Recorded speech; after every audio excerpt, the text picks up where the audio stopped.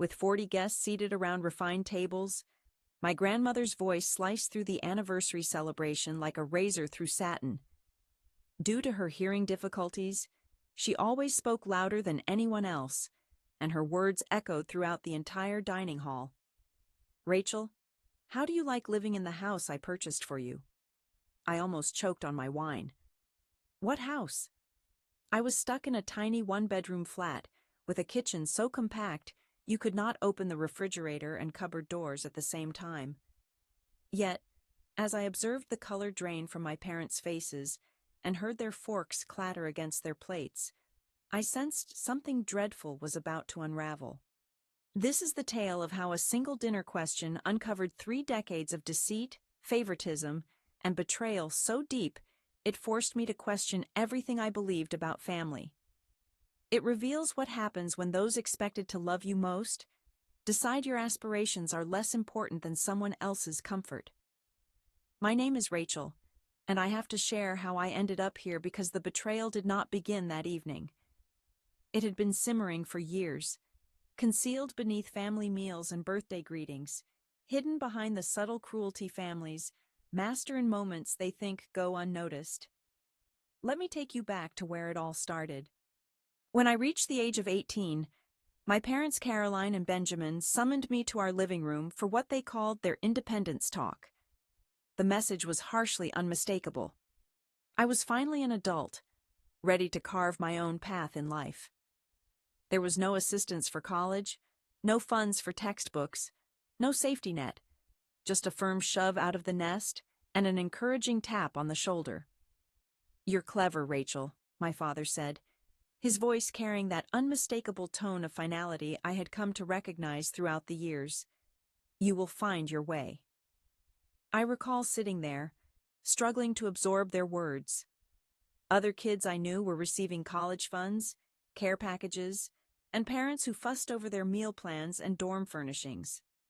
I got a simple handshake and a wish for good luck. At the same time, my younger sister, Jessica, lived in an entirely different world. Since her birth, my parents had been saving for her education.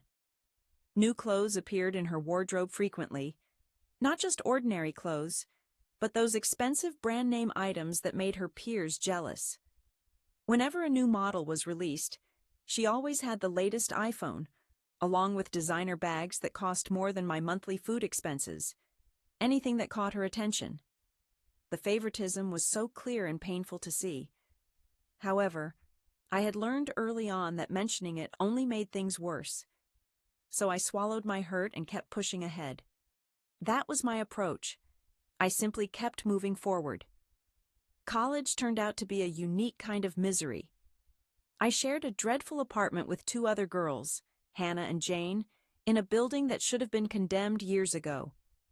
The place was crumbling in ways that might have been amusing if we had not actually been living there. Cockroaches scurried across the kitchen counters at night as if they owned the entire space. Every single winter the heating system broke down, and our landlord handled repairs as if doing us a personal favor we did not deserve.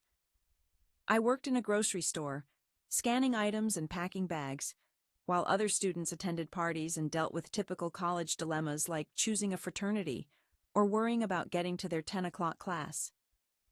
Some evenings, I survived on instant ramen and crackers for 3 days straight because that was all I could afford. Passing by the campus bookstore, I gazed at textbooks that cost more than my weekly food budget, knowing I had to borrow them from classmates who barely remembered my name or search for older editions online. The fatigue was relentless and deep in my bones. Juggling work and studies, struggling just to stay afloat, I watched my peers fret over concerns that seemed like luxuries to me. Vacation trips to Cancun during spring break, brand new laptops, dining out whenever they pleased. These were alien ideas in my reality. However, one person lifted me up during these difficult years. Her name was Margaret. She was my father's mother, my grandmother living in a different state, and everything my parents were not.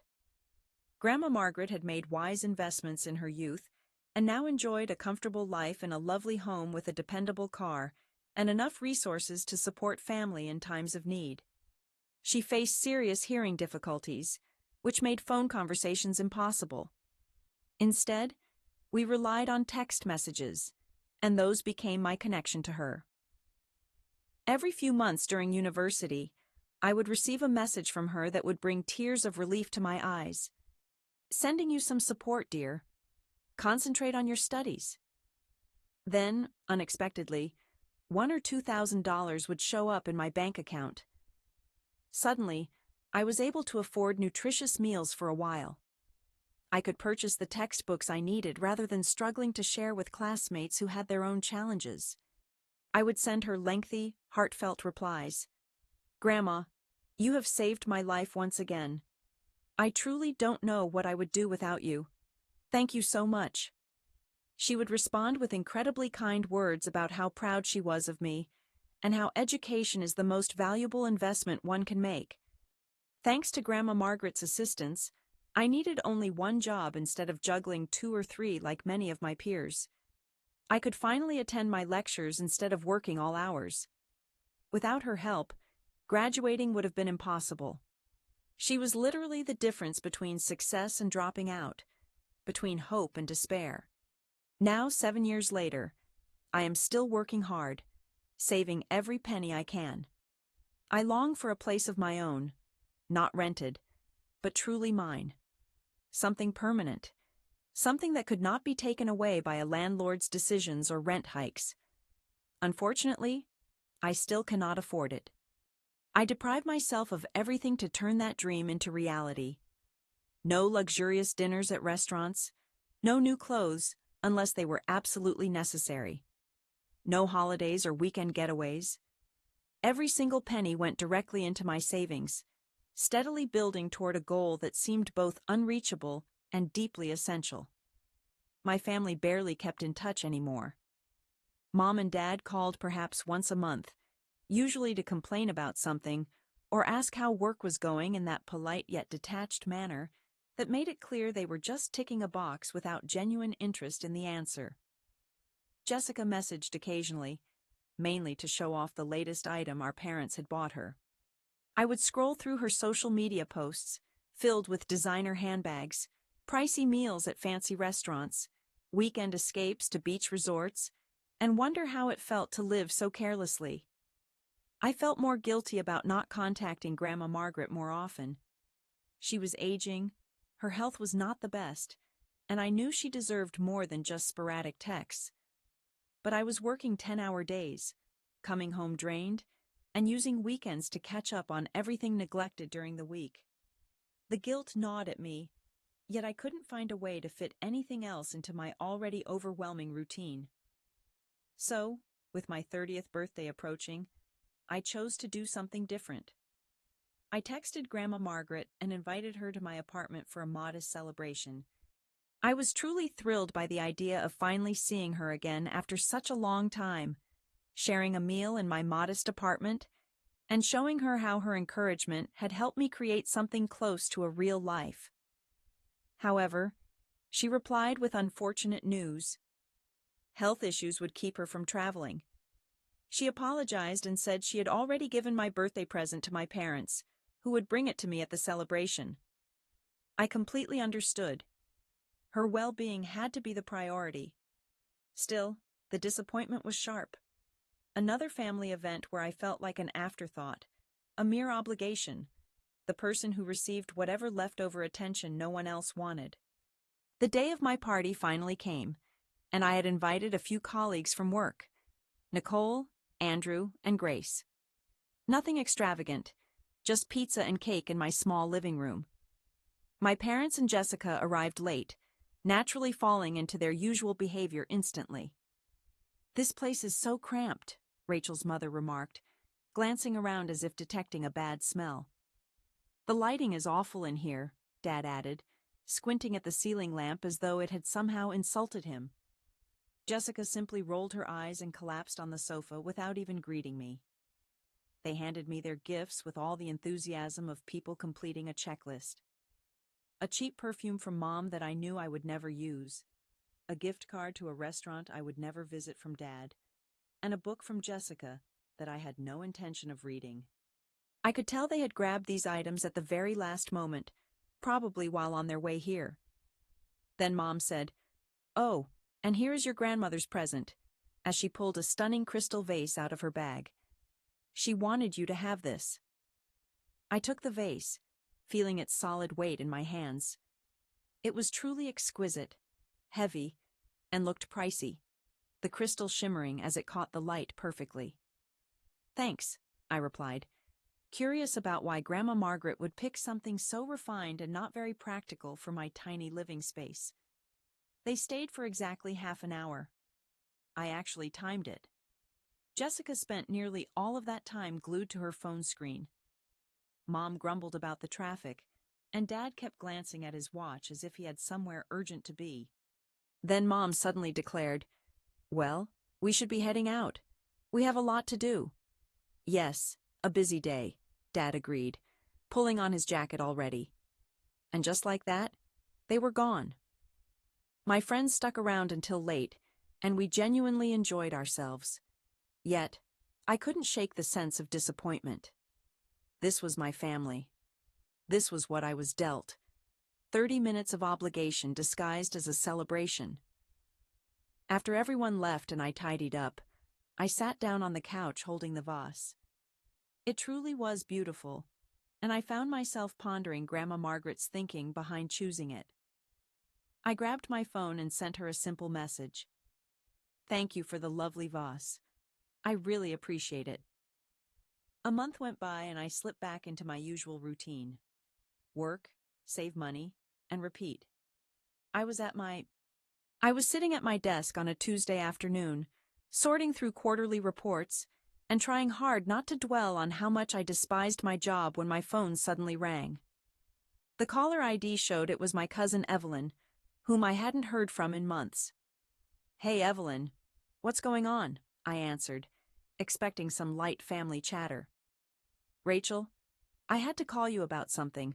I'm honestly stunned," she said, her tone urgent enough to make me stop typing and fully focus. "Stunned about what?" I asked. "About Jessica buying a house. At her age, how did she even manage that?"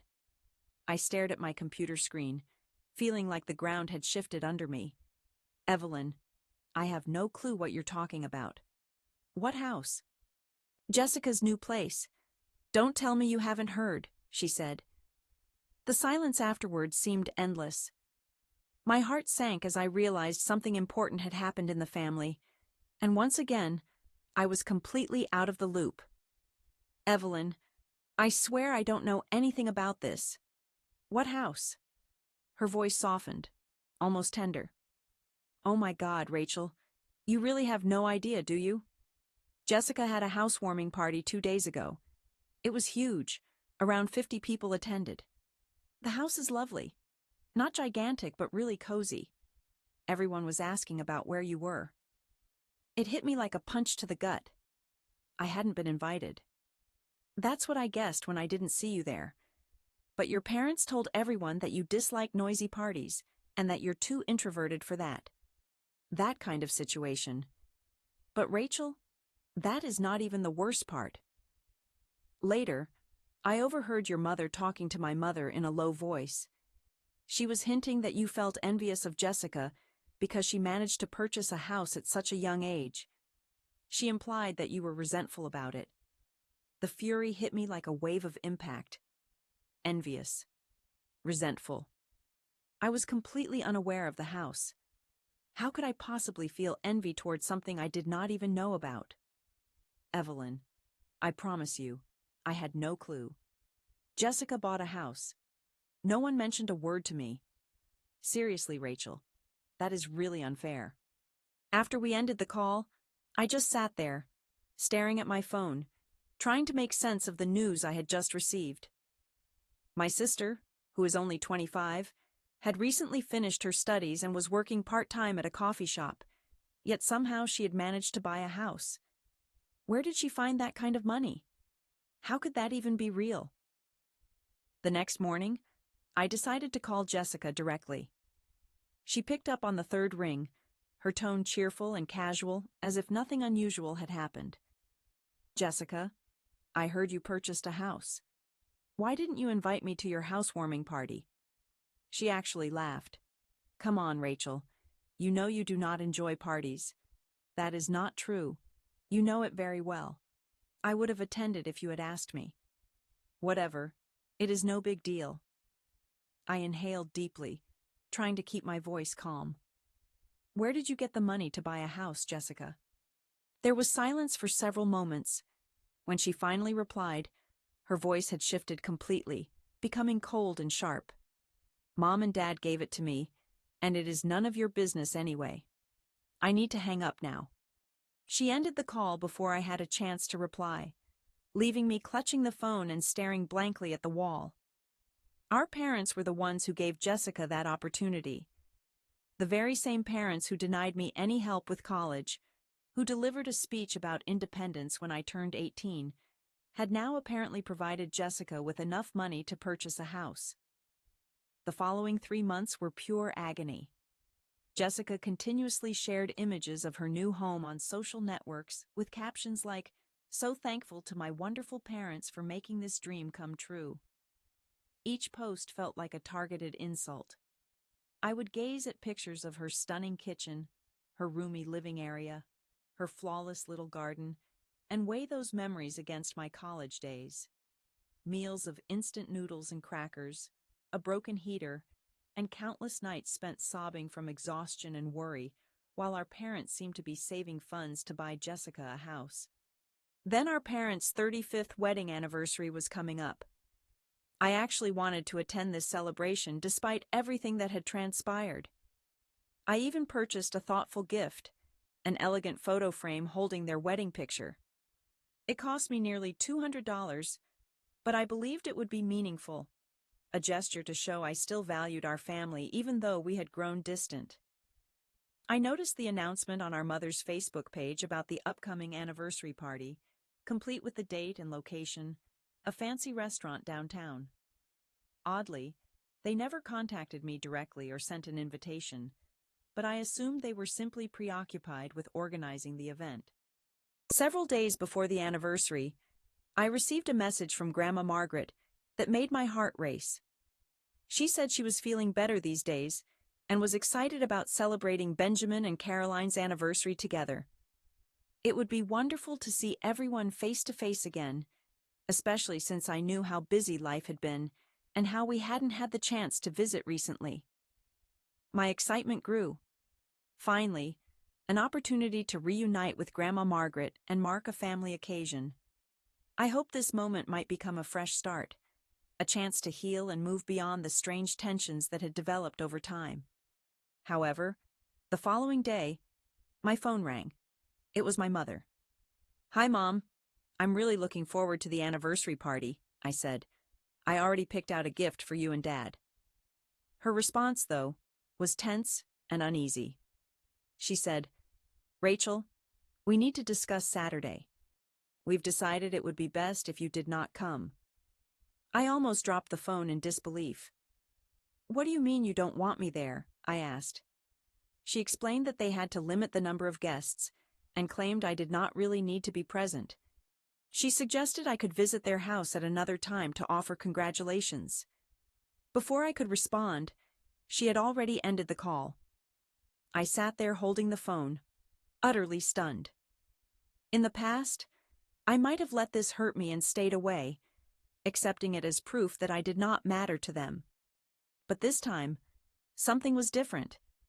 Grandma Margaret was going to be there, and I hadn't seen her for years. She was expecting me, and I was not about to let my parents stop me from seeing the one family member who genuinely cared about me. The following day, I sent their anniversary present through a courier, including a note, hoping they would enjoy a memorable celebration.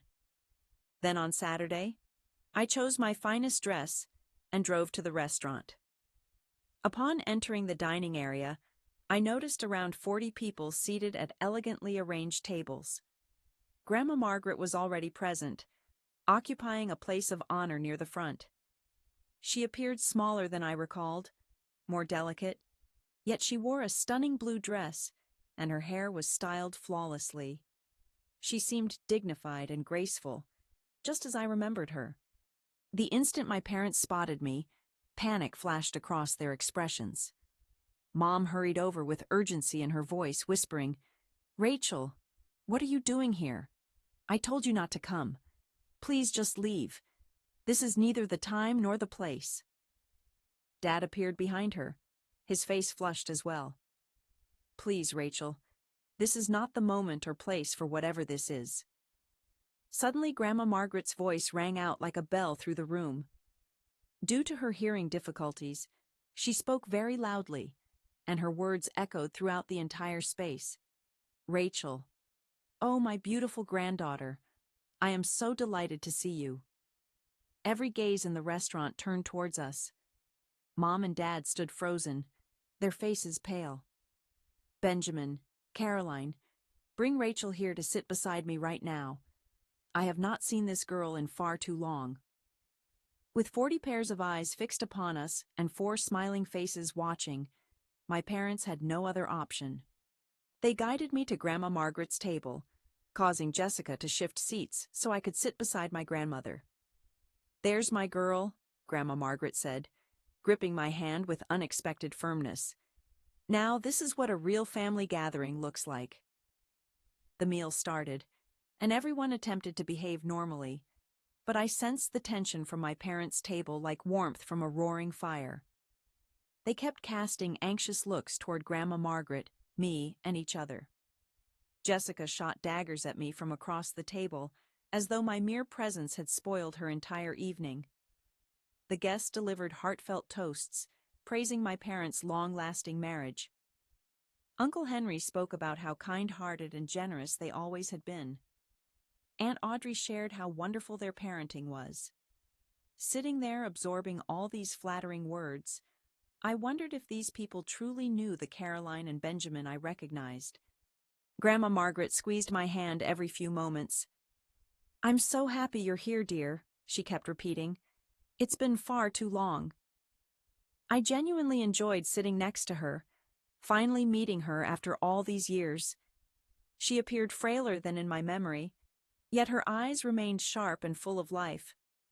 Around her neck was a stunning diamond necklace I had never noticed before, and her presence felt like a strong shield protecting me. Halfway through the meal, after the main dish had been served, Grandma Margaret turned toward me. Her voice, as always, carried loudly enough for everyone in the restaurant to hear.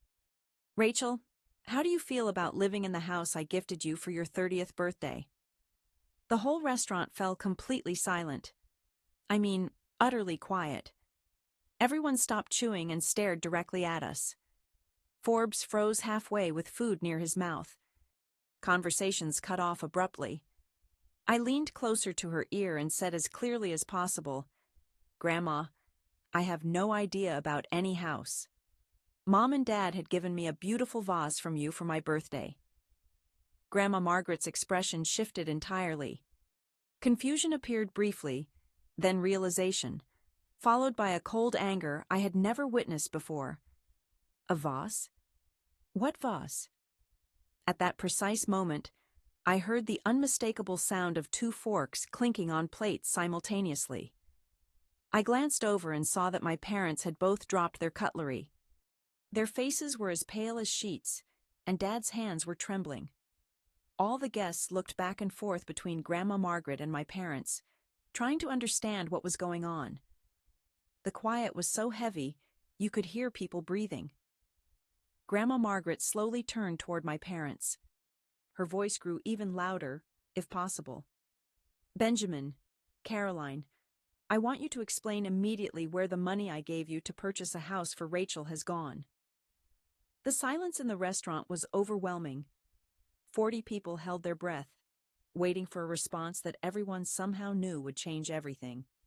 "Mom, maybe we should talk privately," Dad said, his voice full of strain. "No, I want to know right now. I gave you the money to purchase a house for Rachel 3 months ago. I assisted you with the realtor. I signed all the documents to have the house registered under Rachel's name, and I gave you the keys to hand over to her on her birthday. Where is the property? Dad rose abruptly, his chair screeching loudly across the floor. His entire body shook as if caught in a fierce wind. Mom was softly sobbing into her napkin, tears smudging her makeup. Mom, we actually gave the house to Jessica instead. The guests gasped audibly. Someone's wineglass clattered heavily onto the table. I overheard a woman whisper, "Oh my goodness, just behind me." What? Grandma Margaret's voice was so sharp I feared the windows might crack. Jessica suddenly stood up from her seat, her face flushed with anger and anxiety. That house belongs to me. Mom and Dad gave it to me. I have no intention of giving it to anyone. Jessica, sit down, commanded Grandma Margaret, her tone filled with the unwavering authority of someone who raised many children and would not tolerate defiance. That house was purchased for Rachel with my money. I do not care. Jessica was now standing by the table, crying and yelling. It is my home now. I have been living there for months. You cannot just take it away from me. Grandma Margaret got up slowly, her movements purposeful and dignified despite her age. She gestured to my parents in a way that conveyed both command and profound disappointment. Benjamin, Caroline, come here immediately. My parents exchanged looks. They stared at one another with the fearful look of people who understood they were about to face unavoidable consequences. Reluctantly, they approached the spot where Grandma Margaret was standing. She adjusted her hearing aid and leaned in close to them. Her voice dropped to almost a whisper, which was unlike her usual tone. I could not make out what she was saying, nor could anyone else in the restaurant, but I noticed my parents' faces growing paler with every word. Father began nodding rapidly, as if conceding to something he strongly opposed. Mother covered her mouth as if she might be ill. After around 2 minutes of this silent yet clearly tense exchange, my parents returned to their table. They looked as if they had witnessed a ghost. Father's hands trembled while he stood and spoke to the room in a voice that trembled under pressure. Everyone, thank you for joining us this evening. We are grateful for your presence, but the celebration must end now. It is time for all to head home. The guests started collecting their belongings, murmuring softly about what they had just seen. I overheard snatches of conversations as people passed our table. Did you hear about the house? That unfortunate girl had her home given to the sister. What kind of parents behave like that? I glanced at Grandma Margaret as she gathered her purse with movements that appeared both weary and resolute. Would you like to stay at my apartment tonight? Yes, dear. I do not want to stay with them after what they have done. That evening, Grandma Margaret and I sat in my modest living room and shared the longest, most sincere conversation we ever had. She revealed things that chilled me deeply. I gave them $60,000 to buy you a house 3 months ago, she said, her voice heavy with sorrow. I went through all the documents, worked with the realtor, made sure everything was under your name. I even handed them the keys to give you on your birthday, but they gave me a vase instead, I replied. We both laughed, unable to believe the absurd situation. Your father has been using my personal bank account for years, she added. Whenever they needed money for Jessica's things or their own expenses, they simply took what they wanted. I trusted them because Benjamin is my son. The following morning, my parents came to my door with a set of keys. Dad could not even meet my eyes as he handed them over. These are for you, he said softly. The house keys. I accepted them without a word. What could I say? A week later, I drove to my house. My actual house, the one that was meant to belong to me from the start. It was small but charming, with a tiny front yard and flower boxes beneath the windows. Upon entering, I noticed my parents had clearly decorated it with Jessica in mind, not me. The kitchen was adorned with pink details everywhere. The bedroom was painted lavender, Jessica's favorite color. The house was no longer just a building. It had become mine, and I intended to transform it into a place of comfort and belonging. Half a year had slipped by since that dreadful anniversary dinner. Since then, I have avoided contact with my parents and Jessica, and honestly, I do not miss the constant tension, the biased treatment, or the relentless sense that I was never enough. Finally, my home is beginning to feel like mine. I covered the pink and lavender walls with hues that truly suit my taste. In the backyard, I planted a small vegetable garden where I can nurture and watch life flourish under my care. Most importantly, I have been making regular visits to Grandma Margaret. Every other weekend, I drive to her state to spend quality time together. We cook, watch classic films, and share conversations about everything under the sun. Last month, she told me, "You are the granddaughter I always dreamed of. Intelligent, self-reliant, and sincere. Your parents raised Jessica to be entitled and spoiled, but somehow you took a different path." For the first time as an adult, I feel genuine happiness. I possess my own home, financial independence, and a meaningful bond with the one family member who truly cares for me. It took 3 decades and a disastrous family meal to receive what I was worthy of all along. Sometimes the deepest wounds guide us exactly where we need to arrive. Losing the family you assumed you had can lead to finding the family you actually deserve. Thank you for listening, and if you resonated with this story, please share it with others. Remember to leave a comment and subscribe for more heartfelt stories. Hidden family truths, opportunities to start anew, and discovering your value when those nearest to you let you down. Occasionally, the most profound truth emerges from the softest whisper.